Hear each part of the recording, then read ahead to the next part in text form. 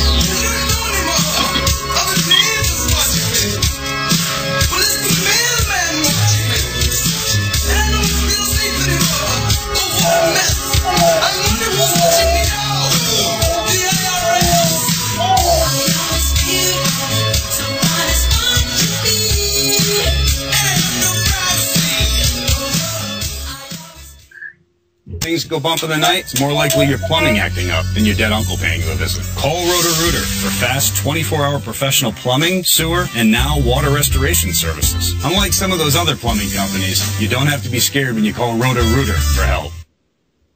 Call Roto-Rooter, that's the name. And away go troubles down the drain.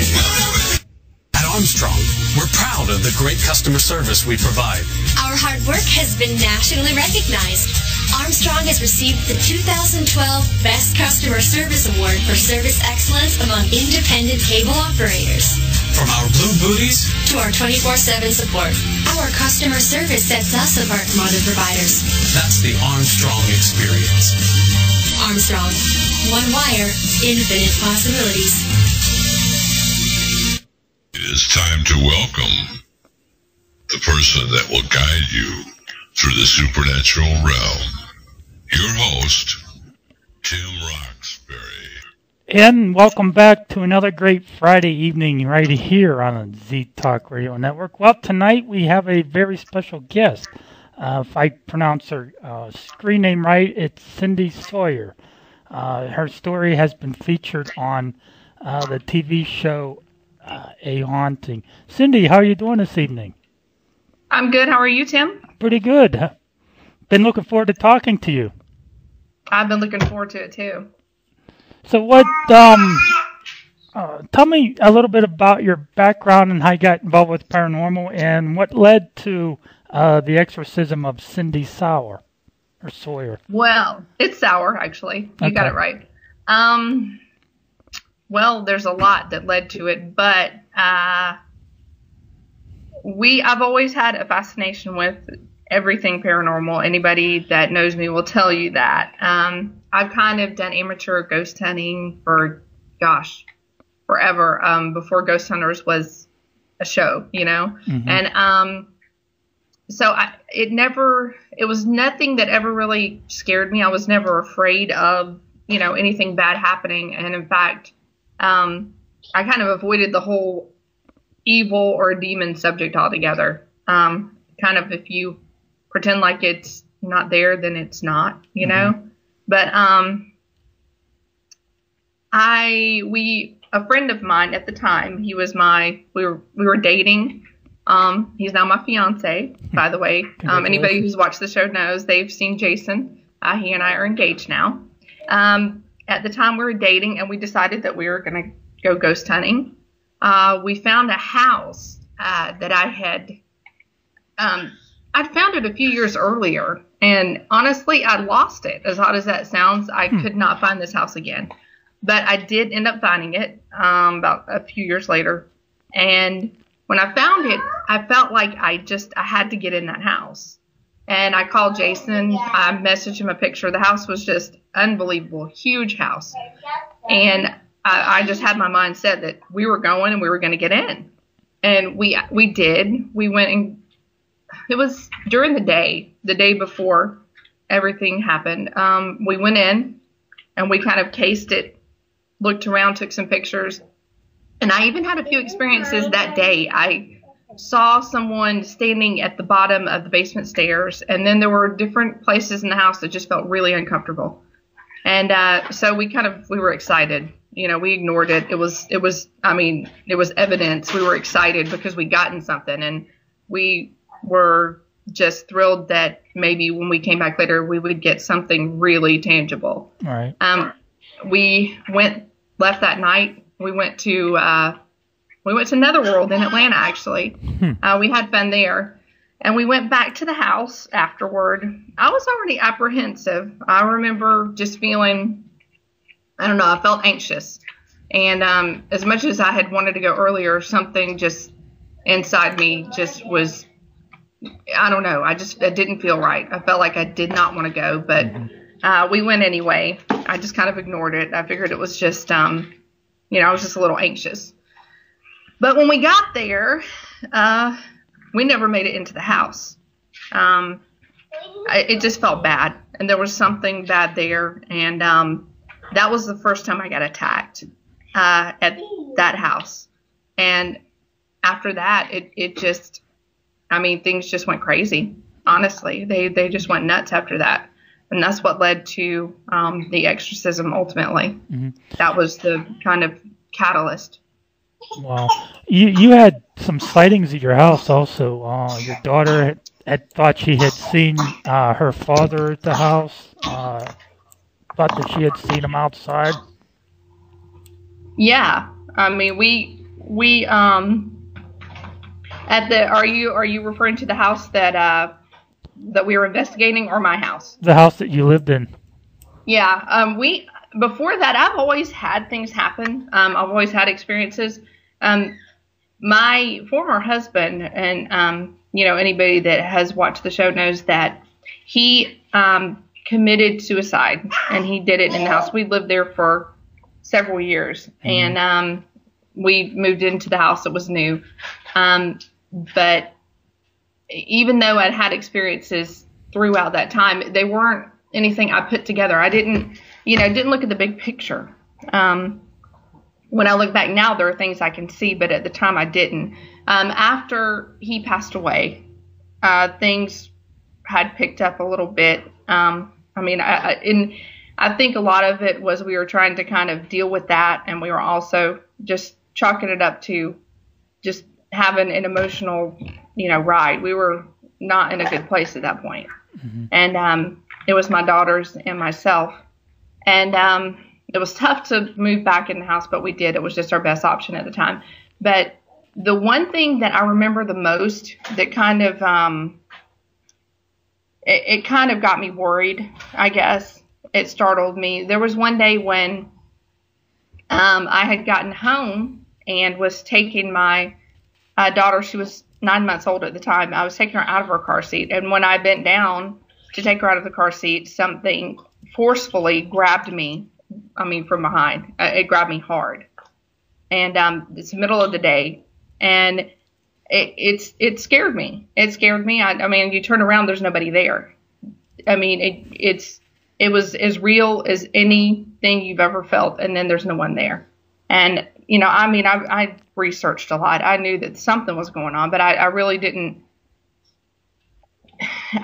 You don't want to think that it's something evil. I mean, that's your worst nightmare. So you can't even process it as that. But I had left after that to go pick up my daughter from school. My niece was watching the baby while I did that. And you just kind of brush it off, Mm-hmm. But when I came back, she was standing outside and she was just flush and her eyes were huge. And my immediate thought is something's wrong. She's holding the baby, but the baby seemed okay. And so she was really, really freaked out.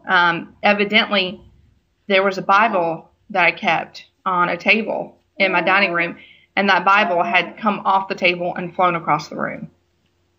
And there were pages ripped out. And when I got inside, it was still on the floor where it had landed. And it was a good 7 to 8 feet away from where the table was that it was on. And I always kept it on that table. So those two things together were, that was scary. Mm-hmm. But I don't know. I guess I couldn't reconcile myself with that. I was still grieving, and I just didn't want to think that it could be anything evil at that point. Do you think maybe something followed you from the house, or do you think it was just something that was laying low until the proper time that it would show itself? That's a good question. I've been asked that a couple times. I really think that it was something laying low. Mm-hmm. I think after the research that the paranormal team did, and myself, and my fiance, Father Darren, in kind of putting things together, I really feel like that this goes back further than that. I think that there were certain things that happened when I was younger, and those are things that I really feel like I need to urge people to not do. Mm-hmm. And there's a lot of talk about this right now. There's the movie coming out, the infamous Ouija board. I know probably a lot of people have had experiences, and a lot of people have played with these things, but that's probably, I think, one of the things that played a major part in this thing becoming attached to me or interested, whatever the case is. It was not something I wanted to do. It is something that I did do. And at that time in my life when I did it, it was also, we were going through a really hard time. My grandfather was very sick, and he's a man that I lived with my whole life. So, he was a parent to me, and he was in the hospital in a vegetative state.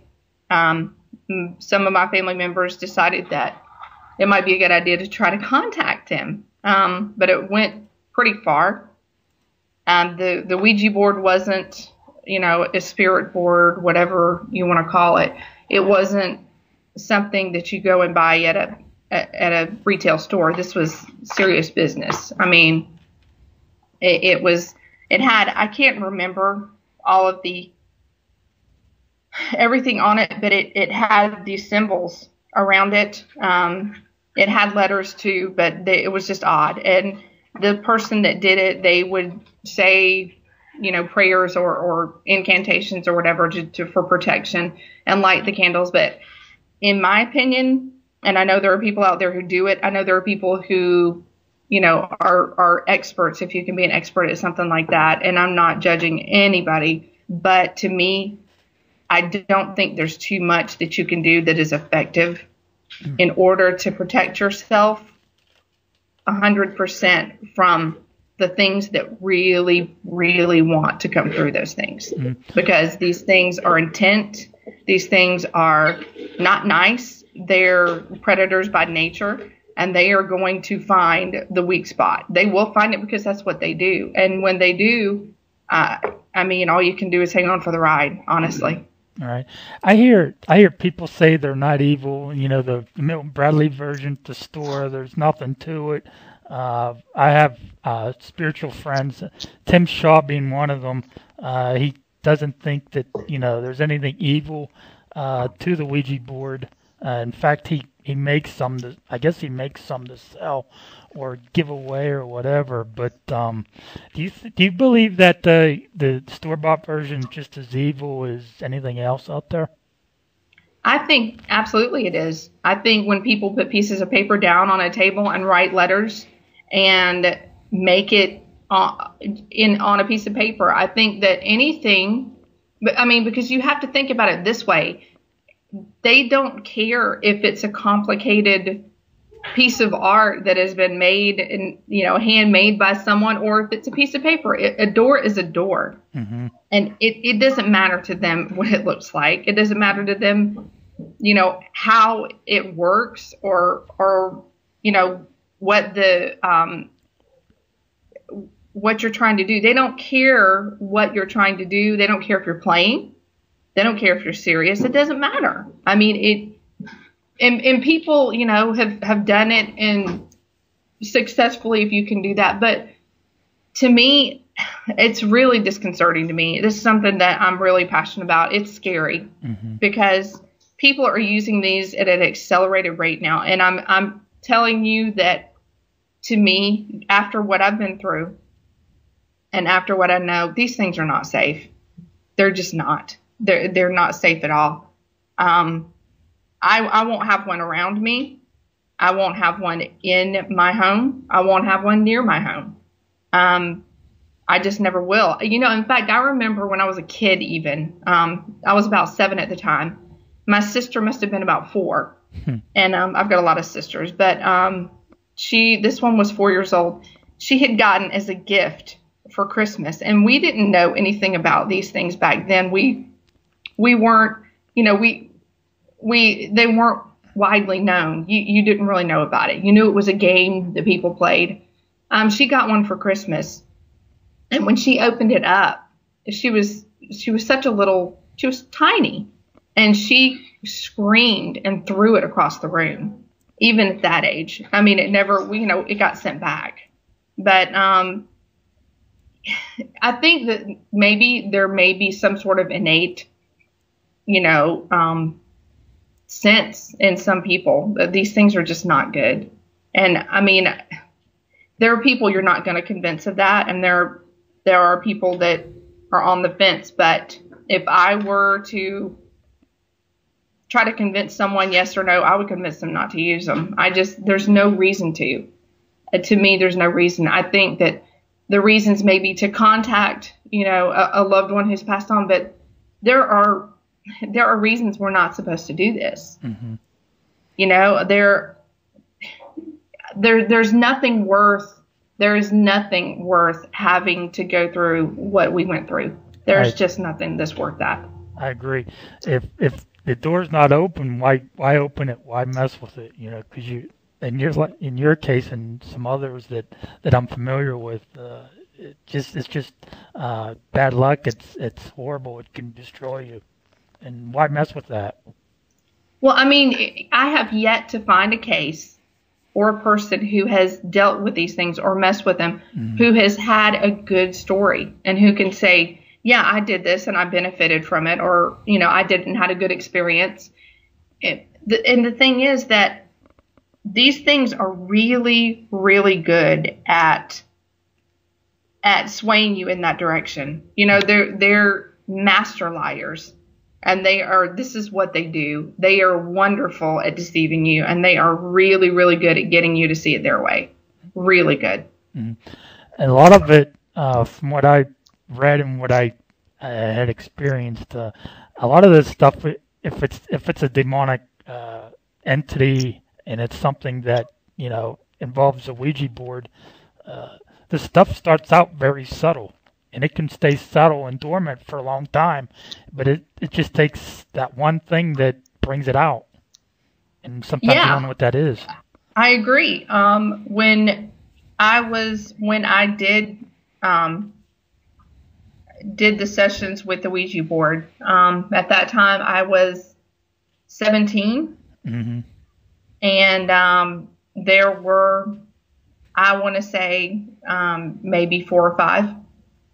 And I got to tell you, I was nervous every time. But soon, it was unnerving. It was just scary. And even after these things were done, things started to pick up. Things started to fly out of thin air across the room. I would hear my name, and nobody would be there. I saw this thing one day. I opened my back door. There was another door that was maybe 10 feet away that went onto the other side of the house. And there was a window. And in that door, I saw this black thing standing there. And this is before we all knew what black figures or black masses or shadow people, whatever you want to call them, are. And that thing was standing there.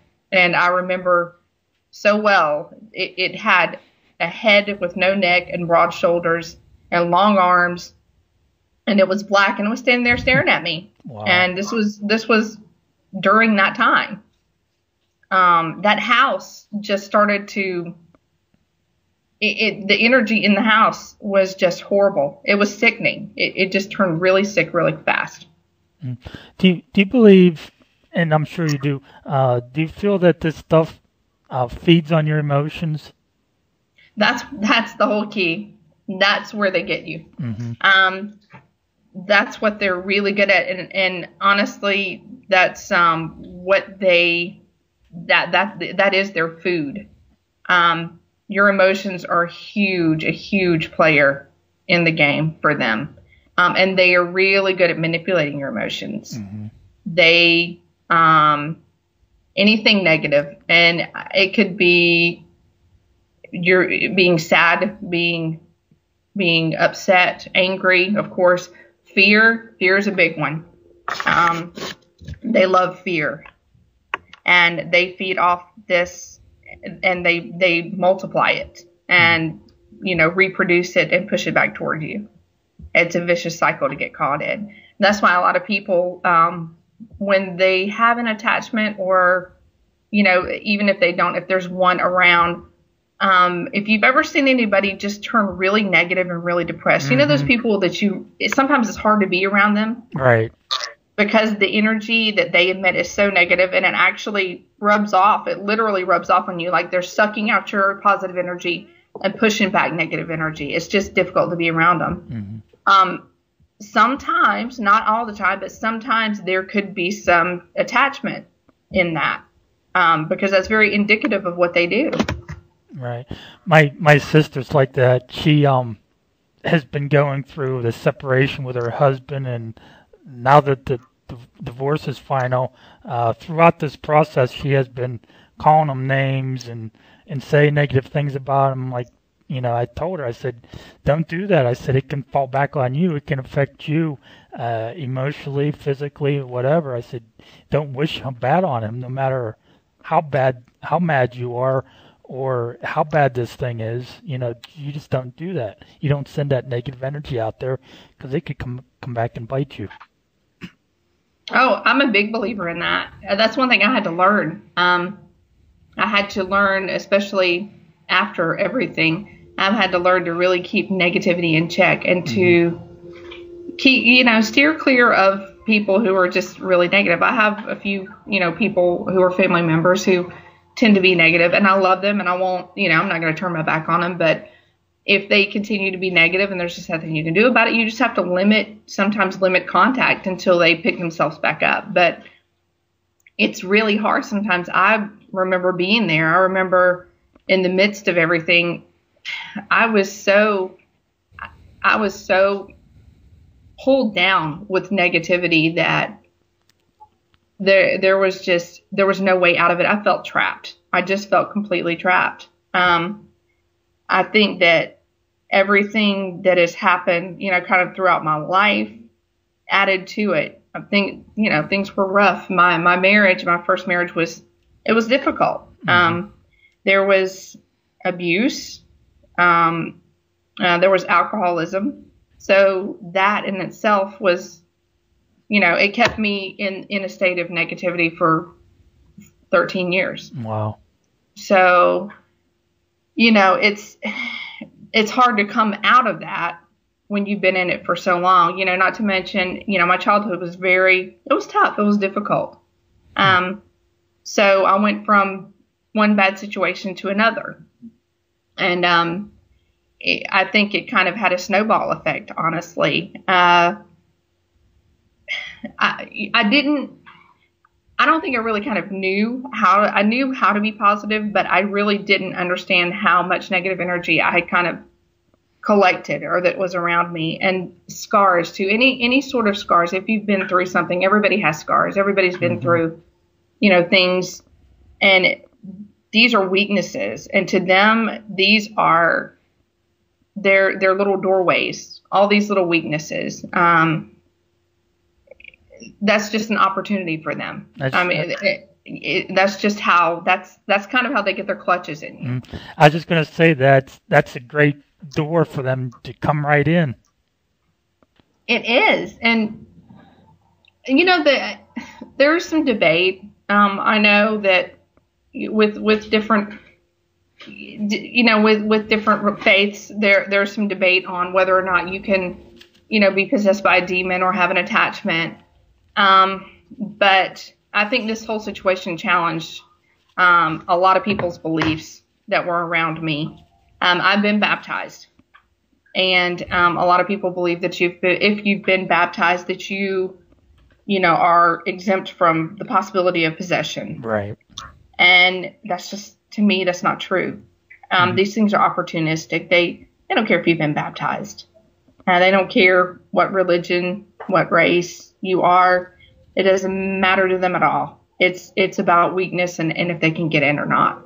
I do believe that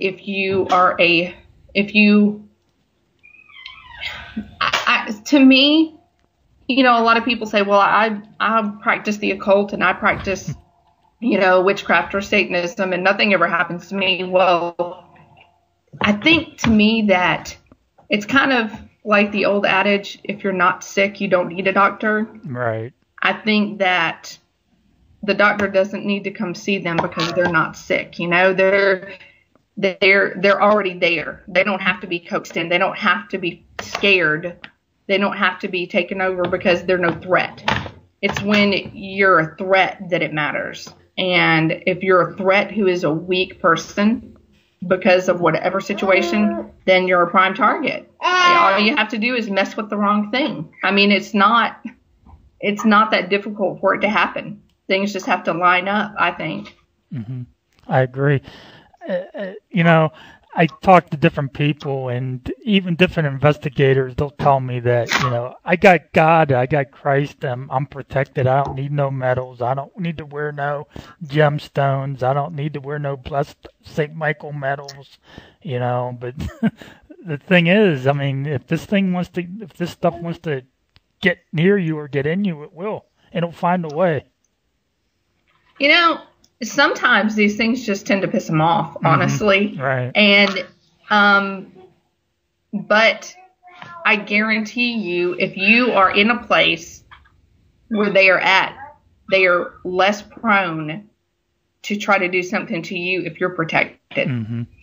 And I'm a firm believer in carrying protection with you. I mean, whether or not you believe in it is one thing, but yeah, there are things that really, that will repel them. And that was one of the things that after the first exorcism that I spoke to some of the people in RGPI, Roswell Paranormal, which are they're amazing people. I can't say enough about them, but one of the people instructed me to get a crucifix and wear it. And I did. And I did not take it off. And to me, that was huge. I had religious objects in the house. You know, I spoke of the Bible. I had a crucifix that I hung up by the front door. And this was, my daughter had gotten it, honestly. It was odd. She had picked it up at a yard sale several years before. So I just had it laying around. And I'm not a Catholic. I wasn't raised Catholic. I'm not of the Catholic faith. But I had hung it on the wall. It'd been there forever. And one day, it flew off the wall. Wow. And when it did, it broke at the forearm, both forearms, right in the middle. And the metal image of Christ broke off that crucifix. And that, to me, that was tough for me, because you can't ignore these things when they happen so much, you know, when there are so many things that happen. But yeah, I feel like if you're going to fool with these things, I feel like if you're going to go out there and put yourself at risk, you have to. It's not even a question of do I or do I not. You have to protect yourself in any way, shape, or form that you can. It's ridiculous not to. And even if you don't think you need to, why not just do it? What's it going to hurt? You know, right. I mean, it's not going to, it'll be 2 seconds of your life that you won't get back. But hey, if you're, you know, if you're more protected than you need, then at least something was not going to happen because you didn't try. You know, I do believe that you should be protected. I mean, even everyday people who even aren't investigators, you should be protected. Right. I take that chance. I wear a 2.5-inch metal St. Benedict crucifix on my neck every day. Nice. You know? Yeah. The only time I take it off is when I'm in a shower, and it stays with me all the time. I don't. Exactly. You know? And exactly. I feel safe with it. I'm not Catholic by no means, but I believe in, you know, in Christ and being protected. St. Benedict, St. Michael. You can't go wrong, you know? It's just added protection for you.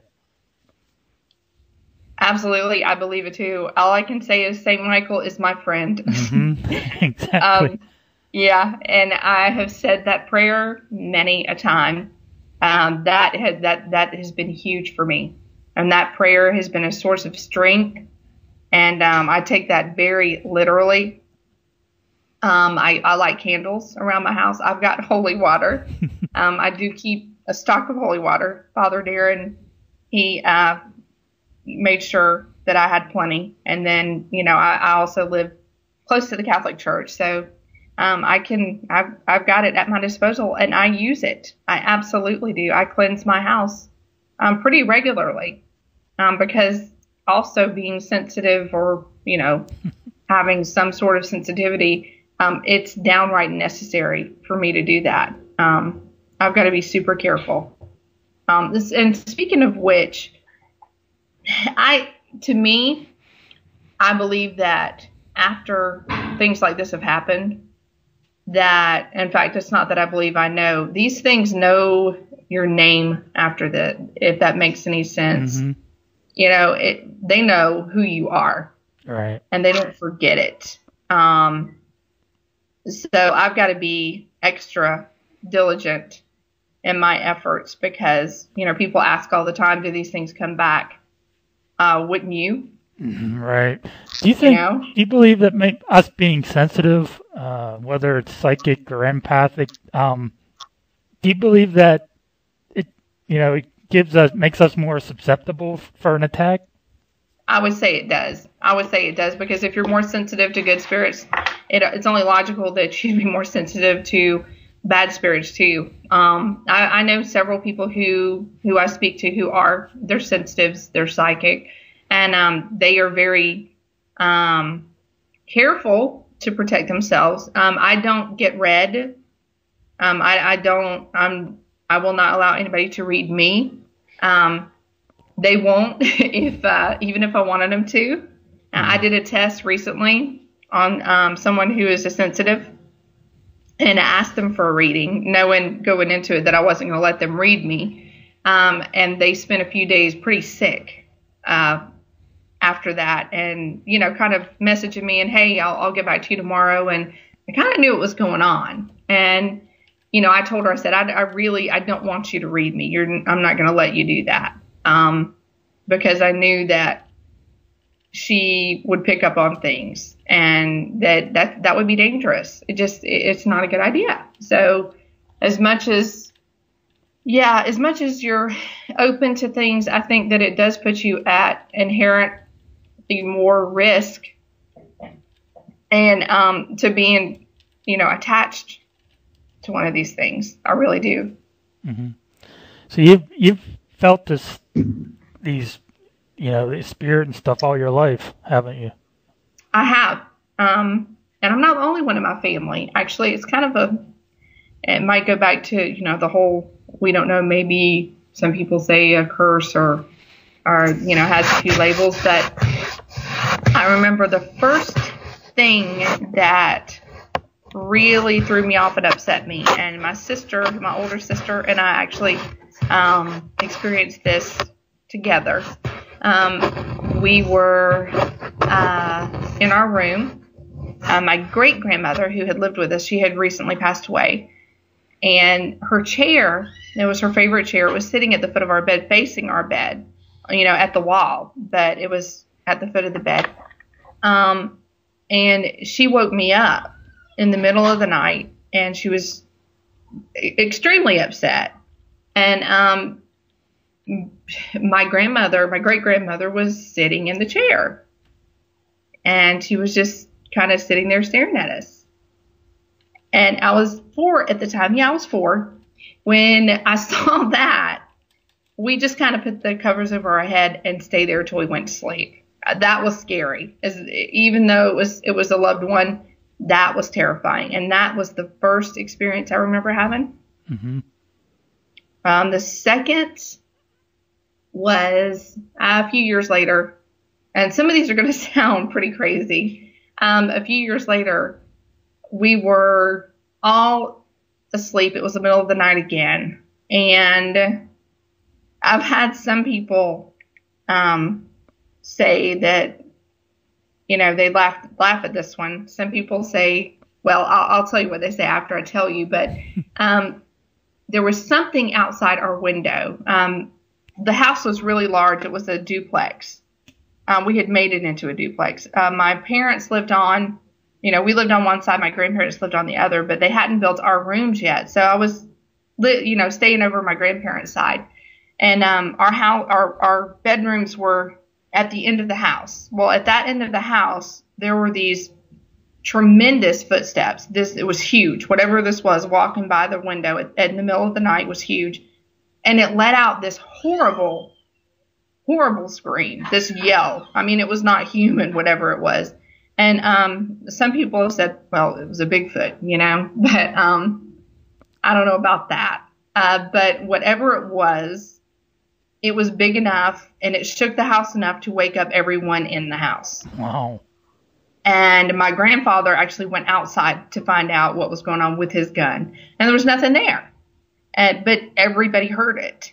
And that was another thing. There was one night in the other side of the house that I was laying down sleeping, and I smelled the smell that it was horrible. And it was like sweat and rotting flesh. That's the best way I can put it. Like sulfur type. It was not. It was more like death. Honestly, it was just this sweet, sick smell. Ooh. And I heard breathing in my ear, like heavy breathing, and I felt something was just like pressing down on me, and it just stayed there for a few seconds, and then it was gone. That was another thing that happened. That one I kind of was just, you know, I thought maybe I was asleep, and I must have been about 10 at the time. Wow. And several more. I saw a face, just this horrible face, in the middle of the night. It was in pitch dark, just this face. So just things like that have always happened. And my parents and my family, everybody, you know, I was an imaginative child. So I kind of thought, well, maybe I'm just, you know, I've got a really vivid imagination. Mm-hmm. And that was just my answer for it at that point. Is that what they said too? You're just imagining it? Yeah, they did. Absolutely. Yeah. And I learned not to really say anything about it. I learned to kind of keep it to myself. If it was just me imagining things, then I was just going to imagine them. I mean, that was, I didn't know who to speak to. And if I honestly kind of didn't think they were real. At the time I thought,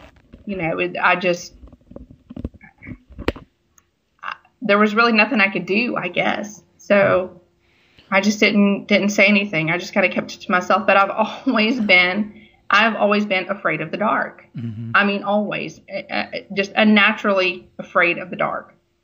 And I just feel like, even to this day, as odd as it is, I feel like that when it's dark, if it's too dark, that these things are going to come out and they're going to get me. Right. I just do. So it comes from all the things that I guess I went through when I was a kid. Mm-hmm. Oh, that's great. Yeah. I mean, there's several things, but those are some of the things that stick out in my mind the most as far as being a little kid. Right. That had to be hard dealing with that stuff on your own and, trying to believe that it's... It was. There were so many of us, though, as siblings. There were 6 of us. So I was really kind of the quiet one. Mm-hmm. So I kind of learned to, I think that's part of, too, being sensitive, is you kind of live in your own little world. Oh, yeah. And you get used to kind of the by yourself thing. As many of us as there were, I really had a fascinating fairy tale world that I lived in. It was everywhere around me. It was under my bed. It was out in my yard. There were these woods, just massive woods behind my house, and I lived in those woods all the time. I was always back in the woods during the day, mm-hmm. not at night. But I just think I learned to cope with it that way, just kind of being, just kind of living in a fantasy land.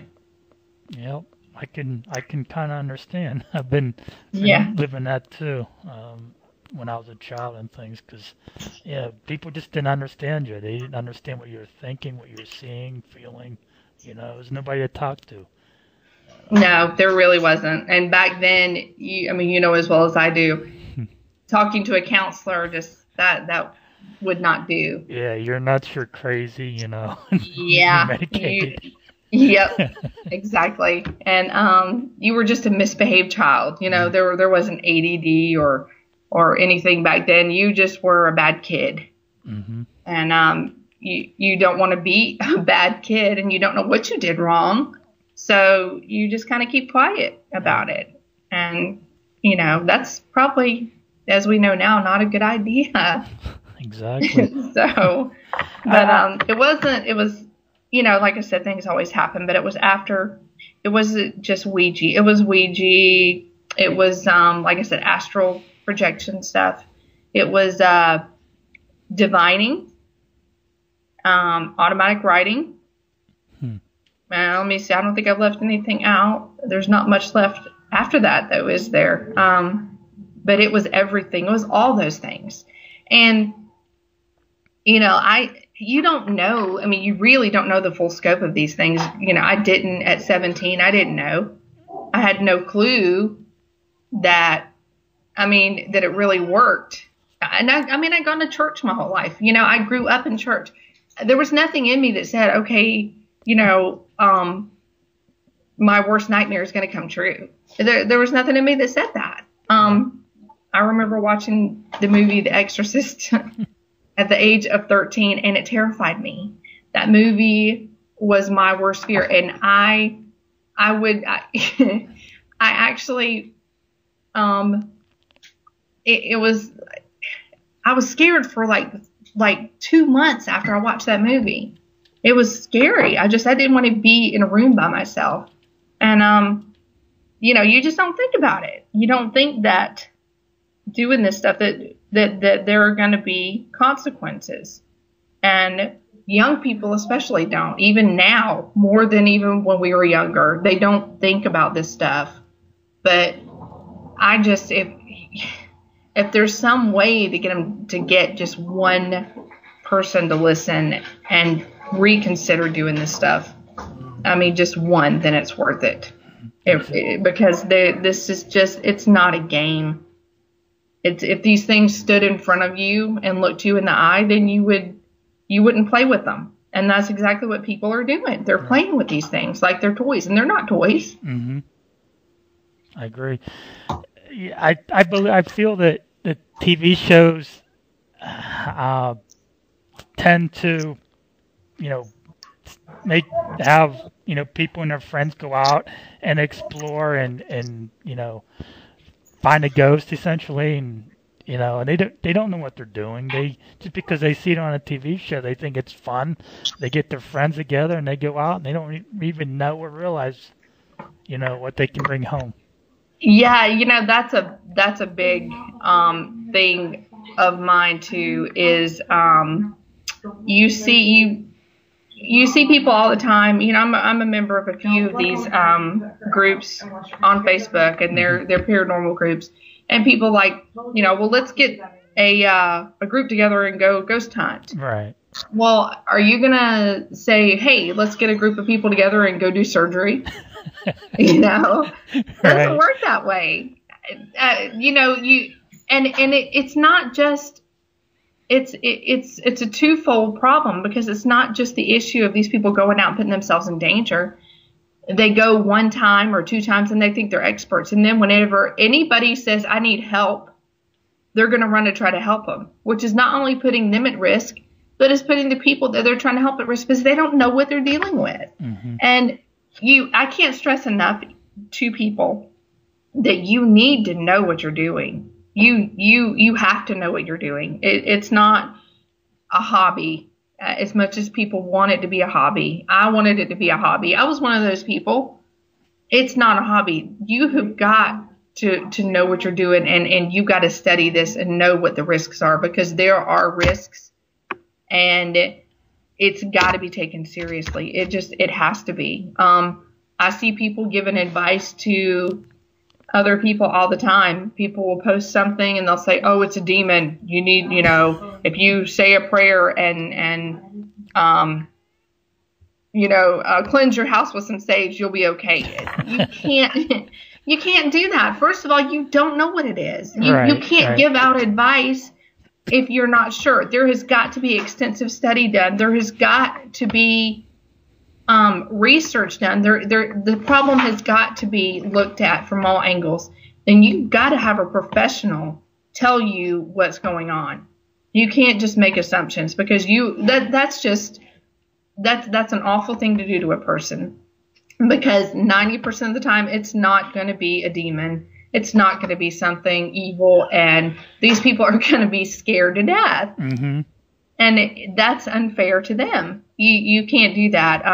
Anybody that asks me, I tell them to look for a reputable group, or I direct them to a reputable group that can help them. I would not recommend running around and hunting for ghosts for sport, mm-hmm. Because I wanted to do it. I did. And even after the first exorcism, I just had this urge in me to go and go into dark buildings and look for ghosts. But you have to ask yourself what the reason behind it is. Why do you want to do this so badly? Exactly. And if you start thinking about it, there may be a reason why you want to do it so badly, and it might not be a good reason. Mm-hmm.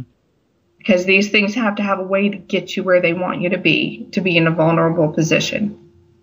And you can get blindsided. And then it's just not good. It's not a good way to spend your time. If you're interested in the paranormal, if you just have to go ghost hunting, if you just have to, and there's just no way around it, then get yourself connected with a good group who knows what they're doing, and not just a group who's going to get evidence, but a group that knows about demonology, a group that is well versed in every aspect of the paranormal, and not just, I want to go hunt a ghost, because it's just not that simple. All right. I agree. it can be dangerous if you don't know what you're doing. Yeah. It can be dangerous, definitely. Do you want to go on a break? Do you think it's time? Yeah, we can. All right, you have been listening to the Supernatural Realm with my guest, Cindy Sauer. Her story was featured on A Haunting. We'll be right back right after this.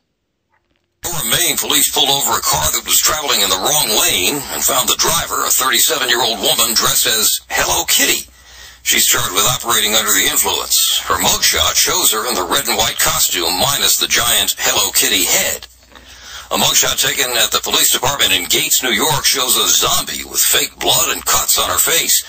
Authorities say 26-year-old Catherine Butler was the living dead for real after attending a party billed as a zombie prom.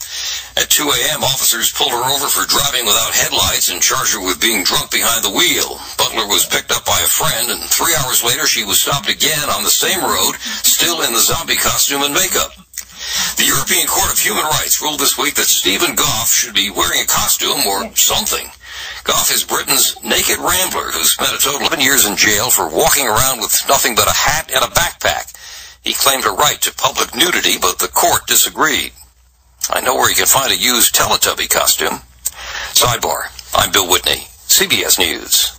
Be a part of our network. Visit us on Facebook at CBS Radio News. CBS News, I'm Sam Litzinger. A big setback for Virgin Galactic's effort to send tourists to the edge of space. The company's Spaceship Two rocket has exploded during a test flight in California, killing one person and injuring another. CBS News space consultant Bill Harwood. I can't tell from what we've seen so far whether it exploded, whether it came apart in the atmosphere, or if the wreckage we're seeing is the result of impact on the ground. But given the fact that some of this wreckage appears widely separated, it appears likely the spacecraft came apart in the air. Virgin Galactic was founded by British billionaire Richard Branson, who tweets that he's flying to the crash site. A court in Maine has new rules for the nurse who recently returned from treating Ebola patients in Africa. Casey Hickox has defied the state's quarantine for those medical workers. Now she's being ordered to continue to monitor herself, coordinate any travel plans with public health officials, and tell them if she shows any symptoms. CBS News senior legal analyst Andrew Cohen. The state didn't get everything it wanted, and clearly the individual didn't get everything she wanted. She wanted more freedom, but she's going to have to be monitored. I imagine that she and her attorney are going to try to revisit this sometime next week, and I imagine the state, if it is concerned, is going to appeal this ruling, but I don't see this ruling getting overturned on appeal to the Maine Supreme Court. Hickox says this is a pretty good decision. This battle isn't over. We still need to continue this discussion. We still need to continue educating ourselves, and I don't want to make anyone uncomfortable. The court says Hickox is not currently infectious. A jury has convicted a former Florida A&M University band member in the death of a drum major. CBS News correspondent Peter King. It didn't take the jury long to convict Dante Martin of manslaughter and felony hazing. Fellow band member Robert Champion died after a football game here nearly 3 years ago. The hazing ritual turned into a series of beatings that were so bad, Champion passed out and never regained consciousness. Florida A&M's band program was suspended, its director and the school's president fired. 3 more band members go to trial next April. As for Martin, he could go to prison for 15 years.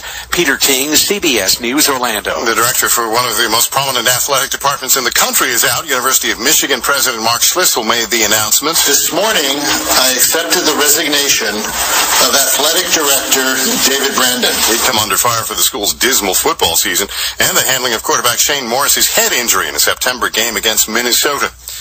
Record day on Wall Street, the Dow gained 195 points to close at a record high, as did the S&P 500, which gained 23. Art Hogan's chief investment officer at Wunderlich Securities. What we've seen is a very sharp recovery. I think that was predicated on a few things, not the least of which we've seen better economic data throughout the second half of the month in terms of consumer confidence and GDP in the third quarter and better third quarter earnings. Continuing the trend, the NASDAQ was up 65 points today. This is CBS News. These days, you can get practically everything on demand. Yes, I understand the fact that being made out of delicious chocolate makes me high risk for insurance companies. But I still believe I deserve coverage. And furthermore, I have been here for 15 minutes, which means, well, you know. Geico only insures humans. Insuring a delicious piece of chocolate. I'd lose my job for that. then what would I do? Woo-hoo! Guess what day it is? Save it, hump boy. We can solve that problem. That's what our clients hear from us every day. If you're hurt in an accident and dealing with medical bills, lost wages, and pain and suffering, we help you take back your life. For a free consultation, call 1-800-9-4-EDGAR. Timber! Timber! Live loud, Timber! Timber! Timber! Timber! Live loud, Timber! Timber! Timber! Timber! Timber! Timber! Timber! What was that? I don't know, man. Timmy! Timmy! Welcome back to the Supernatural Realm. I'm your host, Timmy. And my guest, Cindy Sauer. Welcome back. Thank you. You're welcome. Cindy, we got like another hour left to go for this show. And can you talk a little bit about your episode on a haunting? Some of the stuff that may have not have been aired? Oh, yeah, absolutely. They touched on some good points. They touched on a lot that happened, but a lot that didn't. The whole story is that after my husband died, they have a kind of a timeline that they have to do. Mm-hmm. That after my husband died, that we kind of got caught up in things, but like I said, we've kind of figured out that it went further back than that, and that things happened beforehand, and it wasn't really something that was attached to my husband. That had things just. They kind of, like I said, I had said before how things were kind of religious symbols were being thrown around. They didn't touch on that much. They also didn't touch on the fact that I had more than one child. I actually had 4 at the time. And so my daughter, happened to her. She had several dreams and woke up several times to something standing at the foot of her bed. It wasn't just that she dreamt that it was, there with her dad when he died, but that it was standing there. There was one day in particular when she was taking a nap. She'd had a hard day. And I was sitting in the living room.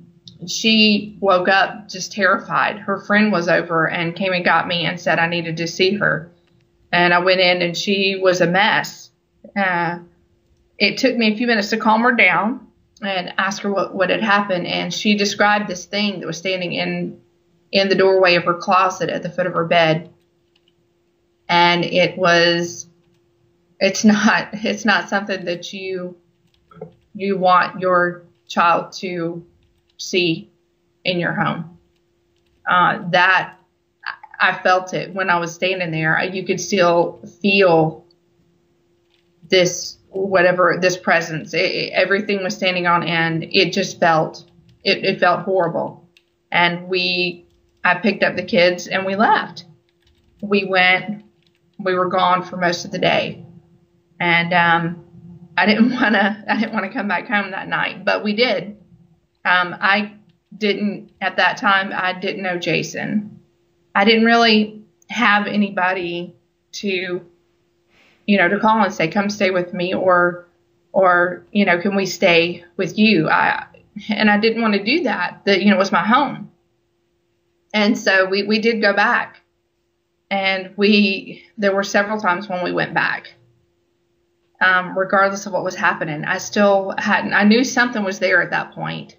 I just didn't know what, I didn't know the extent of it. But that night when Jason and I went to investigate, and they have it on the show, but the way that it happened was there was so much more to it than that. When we got out of the car and it was dark, there was a kind of a street light, in front of the house, but it was dark, and as soon as we got out of the car that night, I was apprehensive. I was scared. I was on edge. There were just things. I could see them out of the corner of my eye and my peripheral vision. They were everywhere, and they were moving.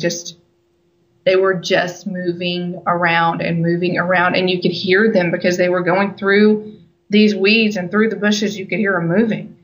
And I don't know if it was just one thing or several, but it felt like it was more than one, and it felt like they were closing in. And we went back to the car because I just got too nervous, and I thought someone had pulled in, and I wanted in the car. That's all I knew, is I just wanted in the car. And I begged him because the door was locked, and it felt like an eternity to me, but I know it was only a few seconds. And I told him, just let me in the car. Mm-hmm. And about that time, we hear this noise, and it's like a cracking. If you've ever been close to a tree when it fell, right, that's the sound. And it sounded like a cracking, like a limb was going to fall.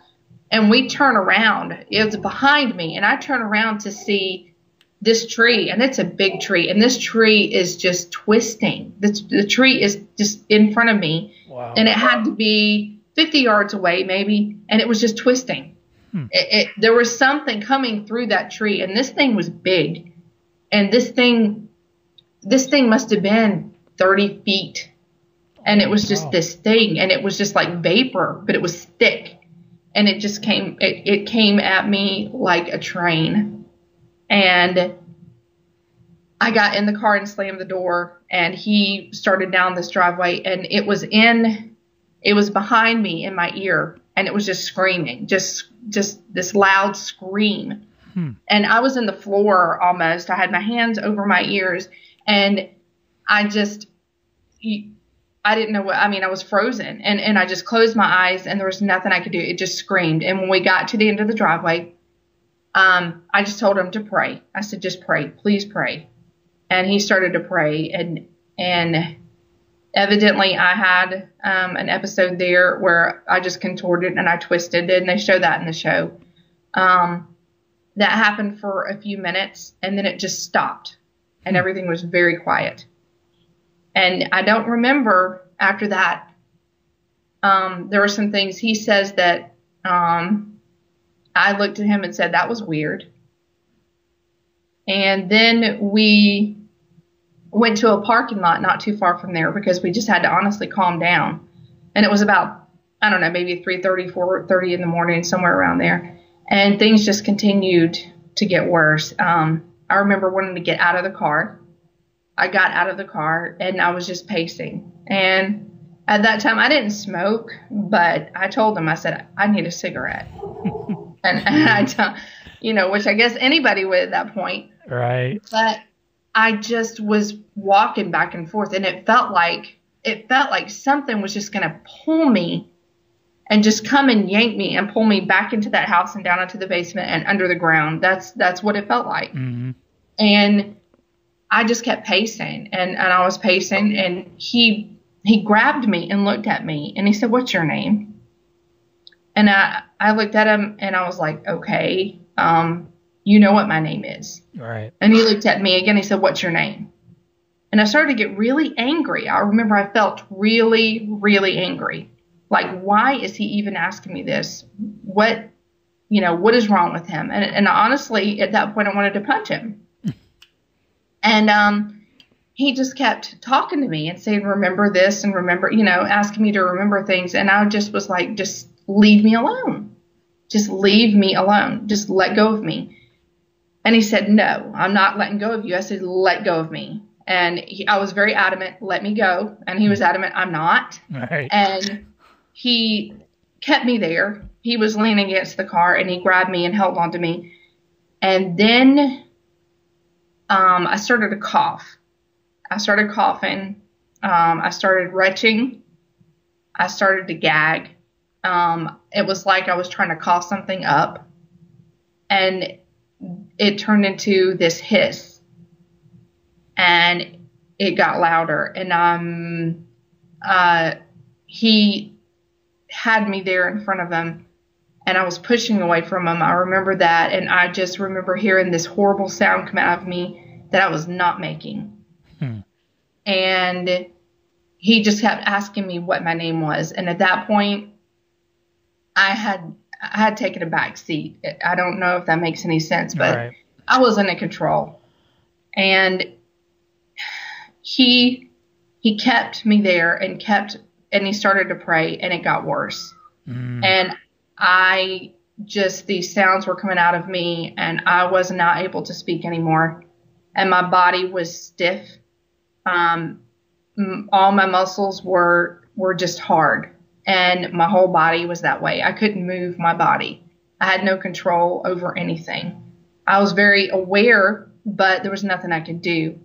And I remember there was a point where I could speak and asked him to please help.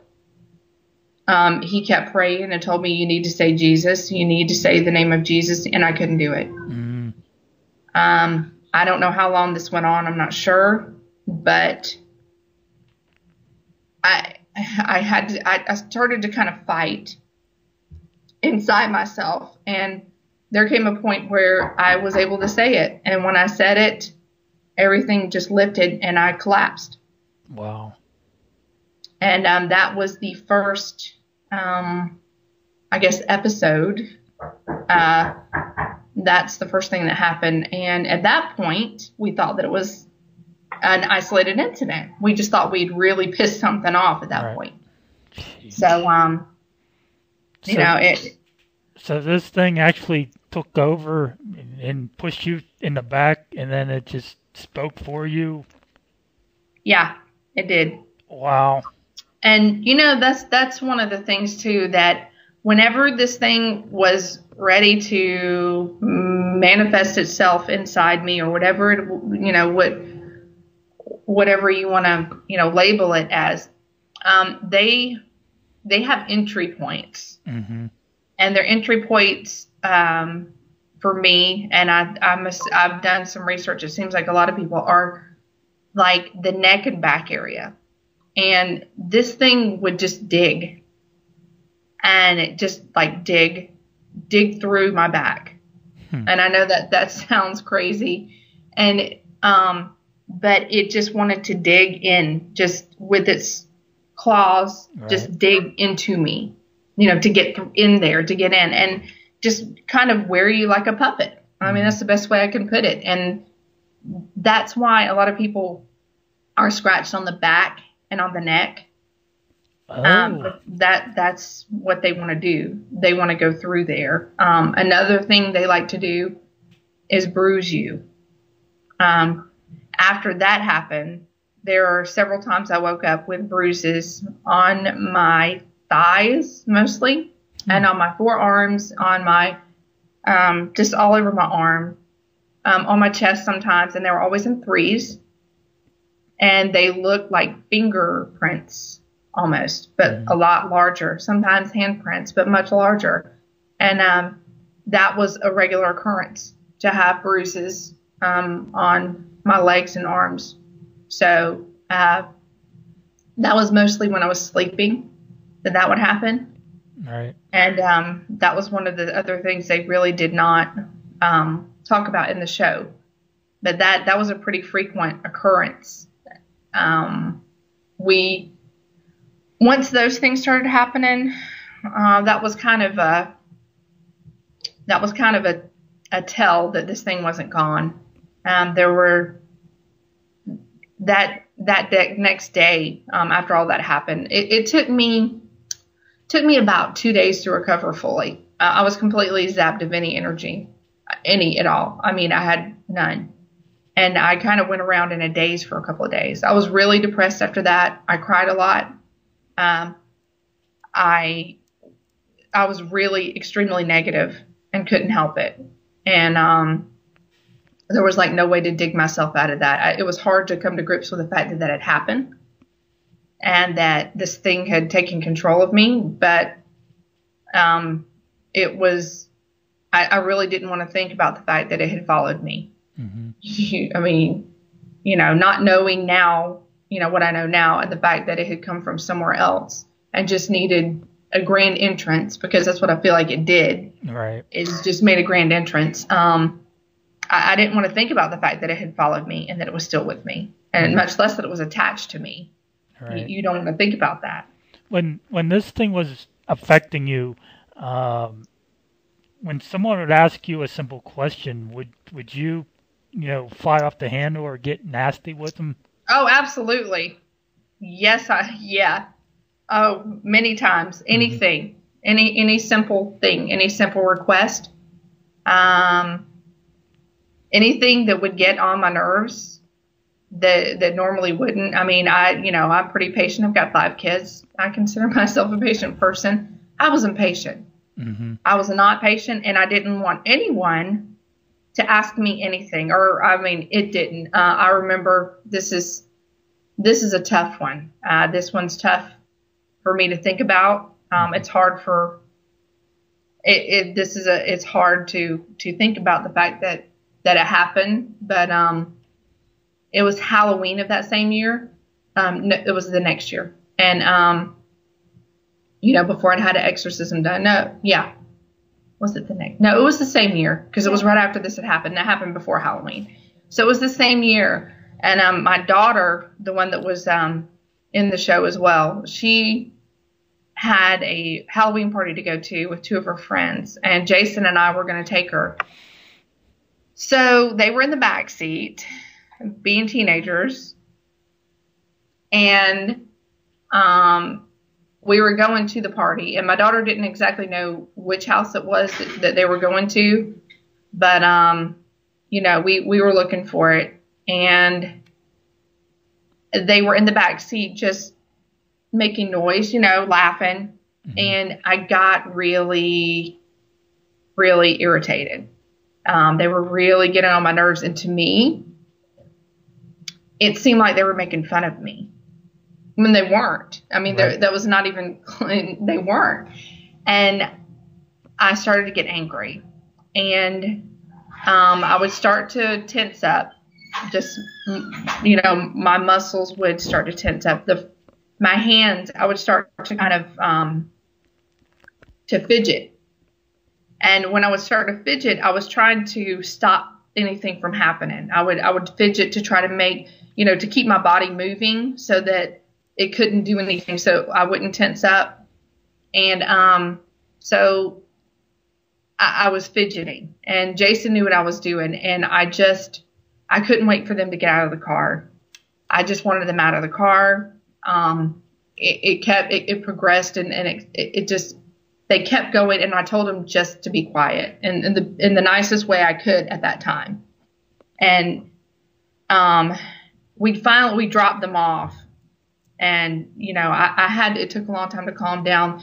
The scary part was it was telling me to reach into the back seat and systematically snap each neck in the back seat, pop it until they shut up.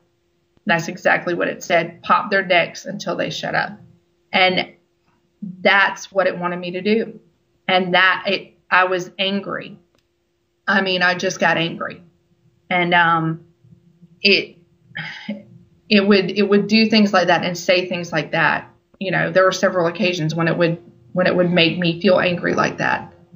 And it's scary to think that something like that could be so close, so twisted into yourself, and to make you feel what it's feeling, because it wasn't an anger like, it's an anger that's hateful and bad, but it's not an anger. It's an anger that's kind of twisted into pleasure.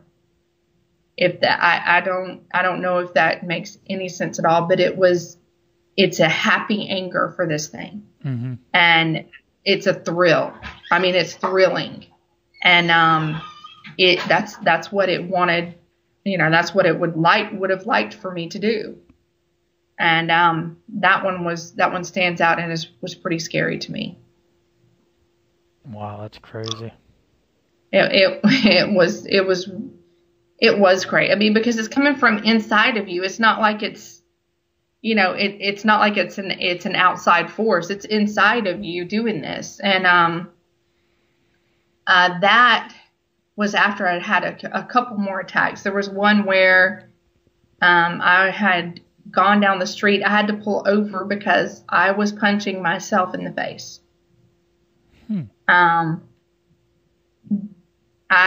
That was out of the blue. There are things, I wish Jason was in here right now. He's actually walking baby around, but there were things that he remembers that I don't. There were any kind of drinking was out of the question. Right. Because if I did, you might as well hang it up, because I was not going to be in control at that point. I had to drink a lot. Another thing that it did was it was extremely hard for any medication to work on me to be effective at all. Even double, triple dosage of any sort of medication did nothing to me. Wow. Absolutely nothing at all. The attacks just increased, and they got worse, and they got worse. And the worst one was on Halloween day of that same year, and that is when I decided to contact the paranormal team. I watched it happen to myself. My daughter had gotten into the tub with her Halloween costume on, and I was fine. I got her out of the tub and, laughed it off and was like, okay, well, we're just going to dry it up and she'll be fine. But when I was letting the water out of the tub, my hand started to just, it stiffened up. And then this noise, this growl was coming out of me, and everything twisted. My body twisted, my shoulders twisted. My arms, my legs nearly twisted backward. I mean, they almost twisted completely backward. My jaw was contorted. My nose, my face changed. I watched this all happen in the mirror, and there was nothing I could do. And that's when I knew that it had to stop. I wonder if the research team or the paranormal team really knew what they were getting involved with. You're not the first person to ask that, and I don't think they did. They spoke to me extensively on the phone a few times before they came out. They had planned to come out, and then they pushed it up and figured it was more urgent. When they did come out, all hell broke loose. It really did. I don't think they were expecting it. I wasn't expecting it, but after they had done, interviewed me and looked around the house, we were all sitting down, and they asked me if they could do an EVP session with me there to see what would happen. Everything was fine until they turned the lights off. And when they turned off the lights and started, it came through the ceiling, which it always did. There was a portal that would come through. And it would come through the ceiling in any given room. And it did over to my right on the other side of the room. And it went around all the investigators and over to my left side, and it pounced. And they got a front row seat to the show. Let's just put it that way. Jeez. Yeah. And it took them a few minutes to get me back. But they did. It was Dan, Michelle, and Cheryl. God love them. And they got me back out of it. And Michelle took me outside, and she sat me down, and she said, first of all, I told her, I said, she had a cigarette, and I said, I need a cigarette. At that time, I needed one. And she gave me one, and she said, there's a friend of mine that I need you to talk to, and his name is Father Darren Simpson, and I think he can help. And I was willing to do anything. And within 2 weeks, Father Darren was scheduled to come to the house. So it happened really quickly. And in fact, the night that they were scheduled to come out, RGPI, I almost did not stay at the house. I almost left, and I did not want to do it. And but I did. And, greater powers were at work. And I was there. Just It was the same when Father Darren did the day of the first exorcism. He was on his way, and it knew he was on his way. And it was crazy. Right. It was absolutely crazy. It was trying to hurt me, and it was trying to hurt Jason. And it was fully in control by the time they pulled into the driveway. There was nothing I could do. And at that point, I just had to try to fight as best I could. And I mean, that's all I could do. It's on the show. It's a short but sweet as far as the exorcism goes, and it was not that way at all. It was over an hour. There are parts I remember. There are parts I don't. I know that I moved furniture. I know that I beat my head into the floor. I know that I spoke in a language that I did not know. They did get the name, actually, and that's something that I do not speak. Right. On the show, in fact, I got them to change the name of it, because that's something that I truly believe you do not need to speak of. Right. There's a story in Pittsburgh. Bob Kramer, he wrote the book Demon of Brownsville Road, and he had a similar experience that you had. The infestation took over his oldest son, his wife, and they were in a mental hospital for I don't know how long, but they were in a psych ward at in Pittsburgh. They had rosaries, beads fall apart. The crucifixes, the metal crucifixes, would bust in half. And when he does an interview with me or anybody else, he refers to the thing as it. He does that with everybody. Yep, I do the same. I do. That gives them power. It gives them power of acknowledgement, and I will not acknowledge. I'm just not going to do that. It's just dangerous. People don't worry about names. There's a lot going on with one particular it right now that has to deal with Ouija boards. And it's been around a lot. There's a certain show that was on a few weeks ago that this demon was the star of the show. And it's a paranormal show about investigating. And I mean, everybody knows what it is. I'm not going to say it, but they repeatedly said the name and repeatedly conjured and repeatedly called this thing out. And I don't believe in that. Right. Not only did they do it in this house, they did it in front of the entire nation. And to me, that just makes no sense. That's ludicrous, especially if you are a paranormal investigator and your goal or your desire is to inform people and to tell the truth. This is a really bad way to go about it. I just really feel like it is. And that's why in the show, thank goodness they did change the name. It was tough. A lot of people don't know too that there's actually a picture when they did the first investigation of the house. The paranormal group got a picture of it. Wow. Yeah, they did, and it's very plain. I don't show that to people either.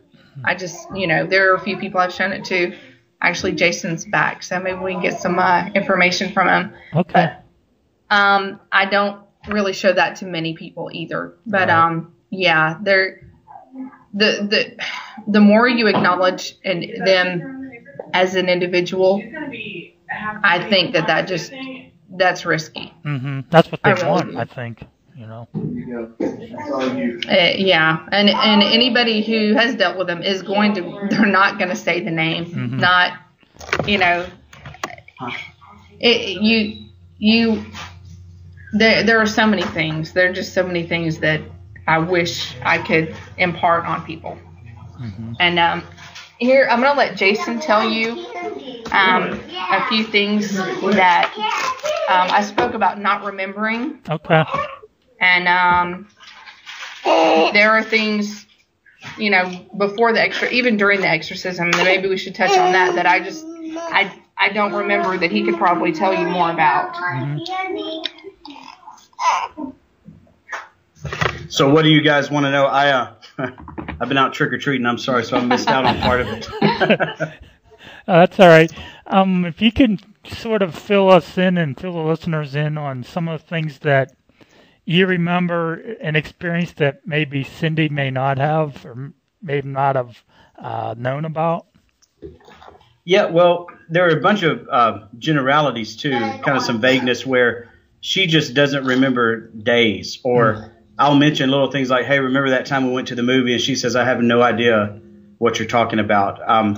I will tell you that there are a few instances where I know for certain that she doesn't remember certain things. Like we were driving back one night, she had a show, and she kept saying she wanted to go to the house and put the thing back in the house. And I told her, we're not going to that house. And she said, I want to put it back, and just looked at me with this kind of cold, steely stare that you just don't want anybody in your life ever to look at you, especially somebody that you're close to that knows you. Mm-hmm. So she doesn't remember that. No, and he's speaking about the house that we went to investigate where, you know, I told you that I was attacked the first time. Yeah, that big, the creepy house. It kind of looked like something out of the haunted mansion from Disney World is probably the best way to describe it. It was surreal.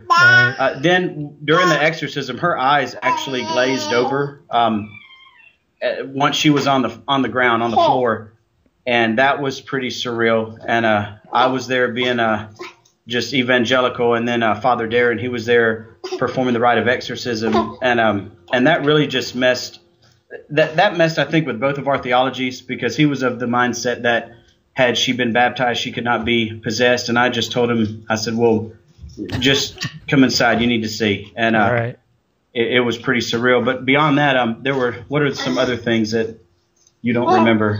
Well, I'm not sure what you guys have covered. Well, we up to the exorcism, even after the exorcism happened, after the exorcism happened,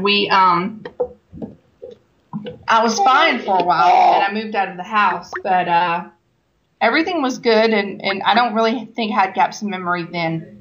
But I moved into a new house, and I was only there a few months, and I got attacked again. And after that, I started having lapses in memory again. Mm-hmm.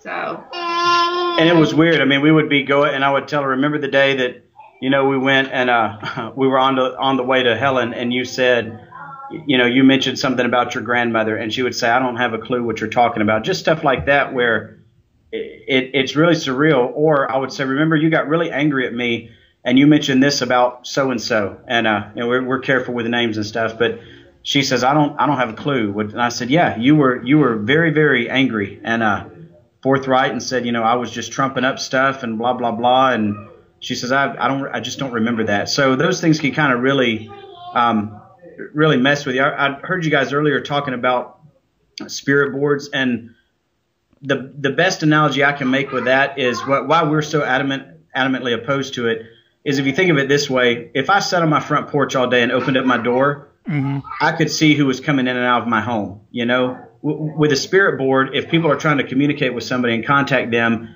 you really don't know who's walking in and out of that door. They may come through, and something else entirely, you know, malignant and just evil could come through as well. So for that reason, we really stay away from those things. But the thing about the show was it took about, a year's worth of events and crammed it into an hour. Yeah, and we were speaking about that. It did. Yeah. And in fact, some of the things we were talking about, things that people don't know, like I said, there was an attack. There was a first attack after that next year. It started, and that was in spring, and it started over again, and this time in a different fashion, but a lot of the same things happened, and several of them didn't. Mm-hmm. And right after it started again is when I was contacted by the people at RGPI and by Discovery Network that a haunting wanted to, they were going to start up again in a new season and wanted to feature us on a show. And so it was pretty quiet for a while. I spoke at length to Claudia, who is one of the founders of RGPI, about whether or not to do it, honestly, because I was worried that it was going to stir things up. I feel like they would have been stirred up anyway. I mean, I'd been attacked once. I don't know if that was a warning. I don't think it was at this point. I think that it was just bad. Mm-hmm. And we decided to go ahead and do the show. When we were in recording for, the interviews were hours and hours. It was a hot old building in Atlanta. It was really hot. They couldn't run the air system in there because of the sound. They had to have everything really quiet.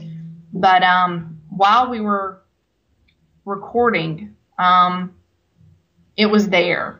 There were the two guys that were, involved with the equipment and doing the interviews.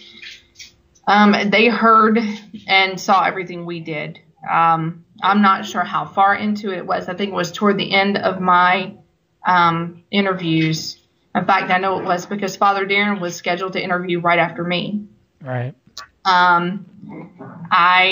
We were in the midst of a few questions, and we were, recording, and I got attacked. And it came through pretty hard. She would get this look about her, and this sounds almost surreal to say, but there was a certain look and position of her head. She would kind of go rigid in a certain area when that thing would try to manifest. And I just went in front of her, grabbed her hands, and started praying. And it eventually kind of subsided. And after that, the producer, Jeff Fine, I'd say producer, he was the videographer. He was in charge of video production and editing. He pulled me aside and he said, "Jason, we do these a lot. And I remember you guys mentioning some things." He said, "You were here yesterday for about 6 hours interviewing, and we heard the building had a metal roof. You could hear it pop every now and then or whatever." And he said, "I just saw what happened, and I know that just must be a hellish thing to go through." He said, "But beyond that, all that rippling, the building just seemed alive, Tim. It would just ripple. You would hear this thing." And I said, "That was that thing. It was either running or doing something to just kind of make it known that it was there." And I said, "That's what we've been dealing with." And he said, "Wow, I don't understand what that would be like." I said, "Well, most people don't. I've seen things spin that weren't there. I've seen things like cabinet doors open and close. Wow. I've seen a dryer door open and close. I mean, just weird, bizarre stuff that you wouldn't associate with anything other than it being paranormal and with it being demonic to boot. That was always a little bit different scenario. So yeah, it was intense." Mm-hmm. Do you think it might have been something possibly attached to the land or to the ground somehow? No, what I honestly think that and this is funny. After the exorcism, Cindy started remembering things. She didn't remember much about the automatic writing. She didn't remember much about the spirit board and that stuff. But after the exorcism, she started remembering things, and we were able to kind of put together what happened when she was younger. Now, whether or not these people really knew what they were doing, I mean, because some of it happened with family members, some of it happened with people she went to school with. However, all of that, I think, opened up a gateway and allowed this thing to come in. I think the alcoholism and the abuse that was prevalent with her first husband certainly fed into it. And the first time I ever saw anything was the day that it's actually in the show. It shows this kind of weird shadowy figure making this supercharged sound running back and forth, but it didn't happen that way. She'd gone inside, and when she came out, I said, who's in your shed? And she said, "What do you mean?" I said, "There's somebody walking around there. I just saw like a dark figure of a person, but it was taller." And that's when she said, "We need to talk. I need to tell you something." And so at that point, she kind of gave some disclosure. And then later, it was even at that point, I didn't even tell her that I had been in ministry, because usually when you say that, people kind of label you as a freak, etc. And I will say the movie did make it appear that I went around casting out demons all the time, and that's not. I was involved with youth ministry. Then I pastored a church for a while. Over those years, growing up Pentecostal, everything had a demon. You know how that goes in the South. I would say of the 8 people that brought somebody to me saying, I think, something's wrong with my son. I think he's possessed. All of those except for one, every one of them, I told them, no, your son just needs you to be involved in his life, or your son's dealing with depression. And I'm not a counselor. These are just obvious things you could figure out. And because you knew the kid, they were in my youth group and stuff, or you knew the parents because you were pastoring them. Of all of those cases, only one of them was a real manifestation. And that actually happened at a church that I had attended when I was younger and I was familiar with it. That's the only reason that I kind of knew, hey, there's something going on here. And I watched that person kind of recoil like a snake and slide around and just do some bizarre stuff. And that's it. But then again, in Scripture you read, it says, that oftentimes people brought people to Jesus that were possessed. And I'm thinking, oftentimes, dear God, that's it sounds like it was more common than not. So it's like she said earlier, it makes you wonder who's out there that you just don't know. We label them as crazy, and there could be some demonic activity or something going on that we're just unfamiliar with. Yeah, exactly. I think even some of those people that have had demonic infestations or have had something, horrific happen, it just makes you wonder how many of these people are medicated because they think they're mental, they have mental illness or something. I say that all the time. How many people have been diagnosed with the mental illness and really they have a demonic attachment? I mean, that if there were some way to study that, I think that you'd be amazed. I actually went through a period when I was still married where I was medicated heavily. I was diagnosed with bipolar disorder and obsessive compulsive tendencies and depression and several other things, and was on 4 to 5 different medications at a time. Mm-hmm. I remember at that time even, I just thought I was crazy. I really did. I remember just sitting in my room and covering my ears and just crying because I could hear these things, these growls. Just, you hear them not with your ears so much as in your head, and they're just growling and screaming, like a million screams. And I would just sit and just cry because I thought that I was crazy. Mm-hmm. And so I was heavily medicated until I decided I'm not going to live my life this way. And I just stopped taking medication. And the funny thing about that, when I met her at the time, I was involved with, I had ownership in a business that it was a pharmacy, and we dealt particularly with mental health. So I can tell you and attest to the fact you can walk into places and you can feel when somebody is mentally ill, or you can, there's always, 1 or 2 cases where you walk in and we would just tell each other, because we were all believers. I'd say, hey, that guy's got something. You just need to be careful. And they're like, yeah, you can just feel it when you walk past.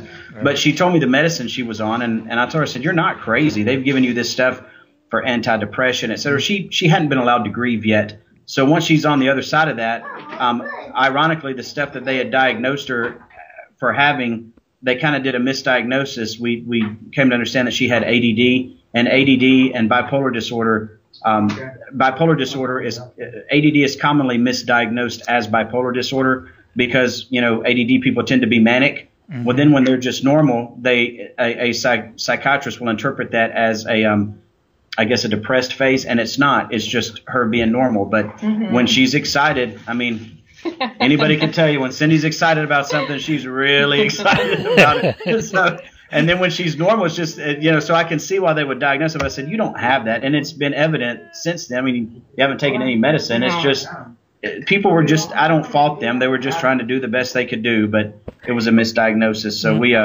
it's been a wild ride for sure. Right. I think that there's a lot of gifted people out there that are, diagnosed for ADD or manic depression or whatever, and it's just their abilities making them sensitive.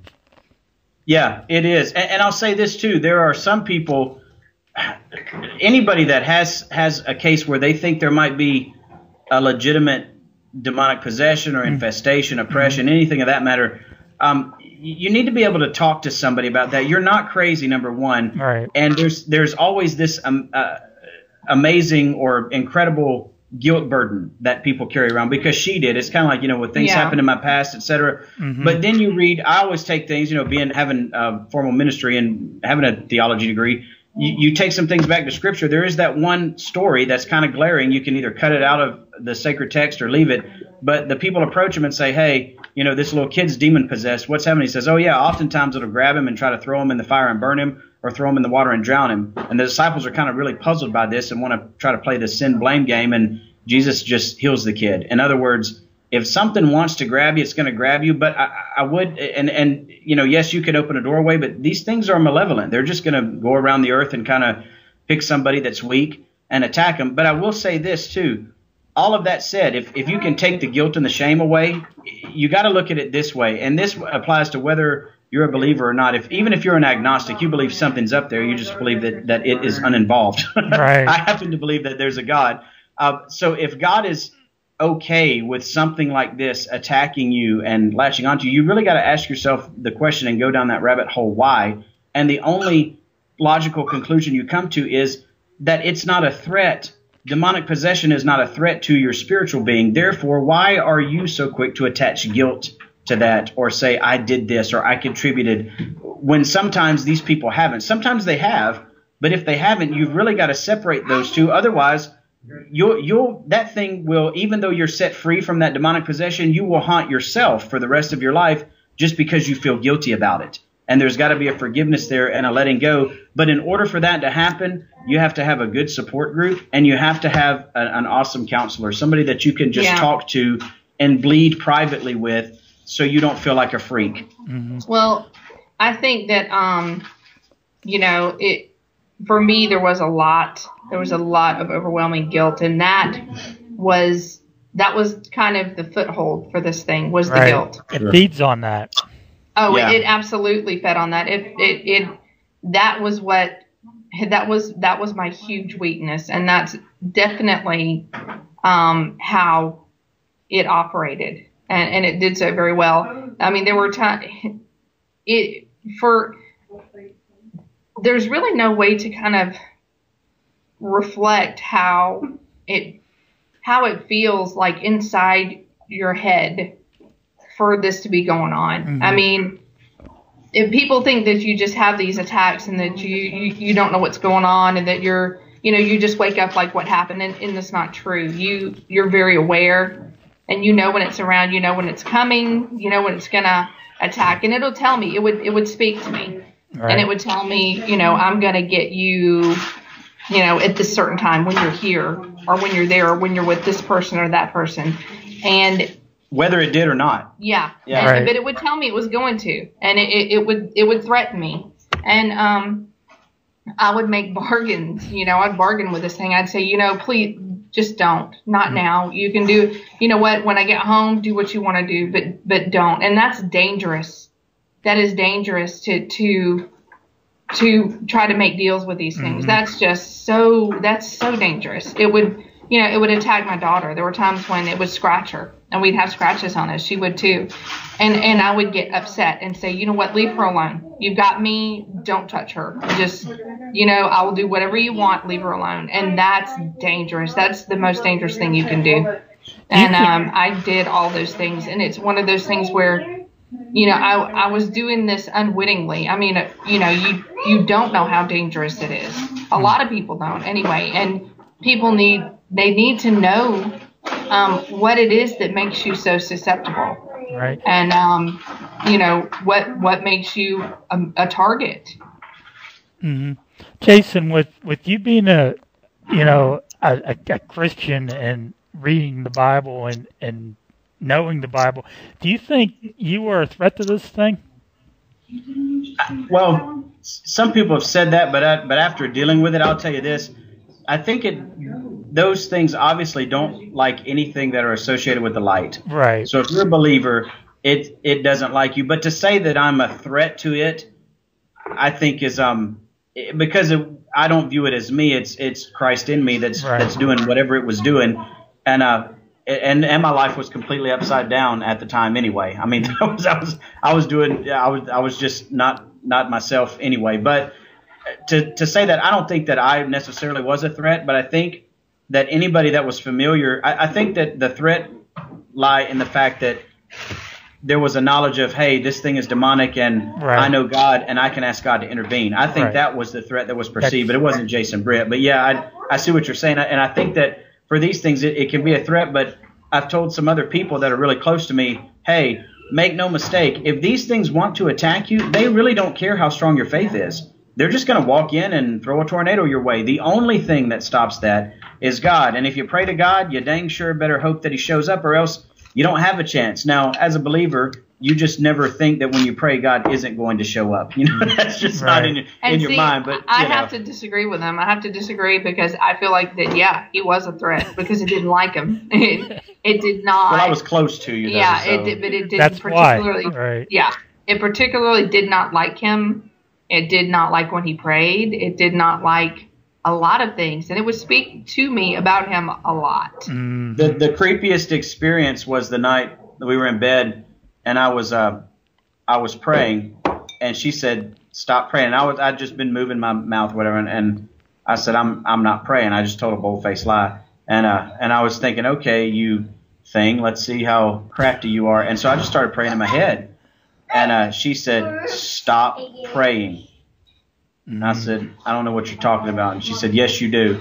And then I waited a couple of minutes, and I did it again. And almost, I mean, within 10 or 20 seconds of me praying, there was no, because it's not like I waited to a 10 count and started again. It was completely random. The third time, I just went, okay, this thing is crazy. And I can't remember if I said I'm not going to stop or whatever, but that was pretty surreal. So these things, it's like they knew what she was thinking, but furthermore, they could almost hear this, I guess, this connection going up, this prayer connection between me and God. And that was really unsettling because growing up, you're always taught, you know, particularly in the South and being Pentecostal, demons can't read your thoughts. They can't read your minds. Well, they can see something because I wasn't speaking a word. And she told me 3 times, just stop. It would tell her what I was thinking, which was really weird. It did that a couple of times. Yeah, it did. And I just thought, and we knew this going through it, dealing with it. It liked to create chaos between us and get us angry. Yes. So it knows what buttons to push. And she told me one time when it was she felt like it was far away.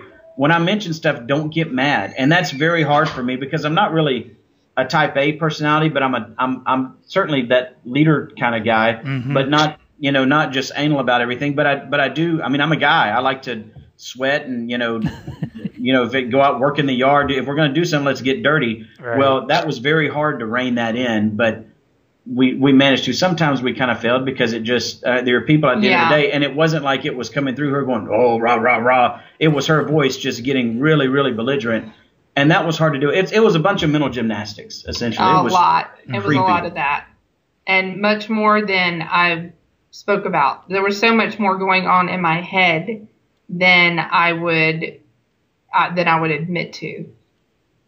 So, yeah, it was a constant thing. It was a daily struggle. I mean, every single day I woke up with this thing. Has this experience made both of you more spiritual and believing in your faith?